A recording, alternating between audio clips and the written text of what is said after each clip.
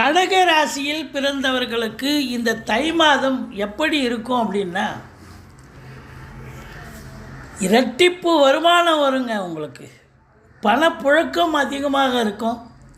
அதே நேரத்தில் வீடு மனை வாசல் புதுசாக வீடு கட்டியிருந்தால் கிரகப்பிரவேசம் பண்ணுவீங்க. ஒரு சிலர் புதுசாக கார் வாங்கி பூஜை போடுவீங்க. குலதெய்வத்துக்கு போயிட்டு வருவீங்க. கணவன் மனைவி குடும்பம் எல்லாரும் சந்தோஷமாக இந்த பொங்கல் திருநாளில் அற்புதமாக இருப்பீங்க. உறவினர்கள் வந்து போவாங்க. வீடே கலகலப்பாக இருக்கும். மற்றபடி உங்களுக்கு இந்த அஷ்டமத்து சனியை பற்றி அப்பப்போ பயப்படுறீங்க. பயப்படாதீங்க. இந்த மாதம் உங்களுக்கு ஒரு பொன்னான ஒரு மாதம். வெளிநாடு போகணும்னு நினைக்கக்கூடிய உங்களுடைய பிள்ளைகளுக்கு நல்ல சந்தர்ப்பம் வரப்போகுது. ஆயத்தமாக இருக்கட்டும். நிச்சயமாக நல்ல தகவல் வரப்போகிறது. வெளிநாடு செல்ல போகிறார்கள்.